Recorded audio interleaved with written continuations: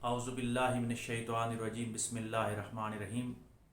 معزز ناظرین، السلام علیکم ورحمۃ اللہ وبرکاتہ۔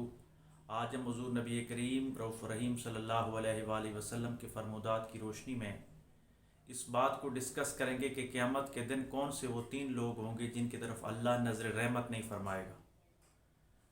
مسلم شریف کی حدیث ہے کہ حضور علیہ الصلوۃ والسلام نے فرمایا کہ قیامت کے دن 3 لوگ ایسے ہوں گے کہ جن کی طرف اللہ تبارک و تعالی نظر رحمت نہیں فرمائے گا اور ان کو دردناک عذاب دیا جائے گا۔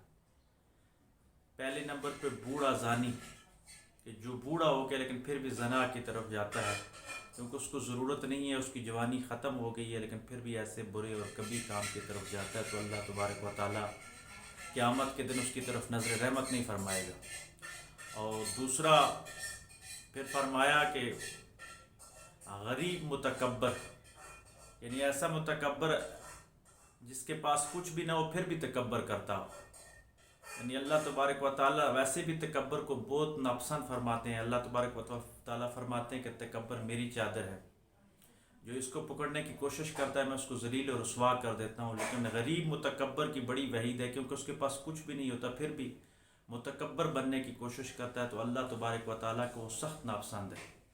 اور تیسرا جھوٹا حکمران، ایسا حکمران کہ اس کو جھوٹ بولنے کی ضرورت نہیں ہوتی، وہ سچ بولے، عوام کے سامنے سچ بولے، لوگوں کے سامنے سچ بولے، لیکن پھر بھی تمام تر اختیارات رکھنے کے باوجود لوگوں سے جھوٹ بولتا ہے، جھوٹے وعدے کرتا ہے تو اللہ تبارک و تعالیٰ اس کی طرف بھی قیامت کے دن نظر رحمت نہیں فرمائے گا۔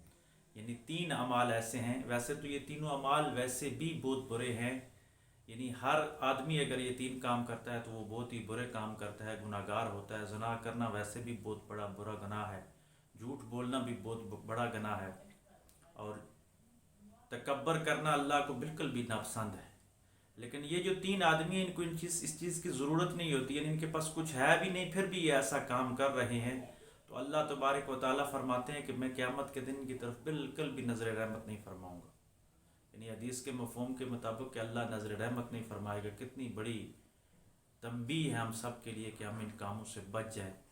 اللہ تبارک و تعالی حضور نبی کریم رؤوف رحیم صلی اللہ علیہ وآلہ وسلم کے صدقے ہمیں نفس اور شیطان کے خلاف ہمیشہ جہاد کرنے کی توفیق عطا فرمائے، اور ان تینوں کاموں سے بالخصوص بچنے کی توفیق عطا فرمائے۔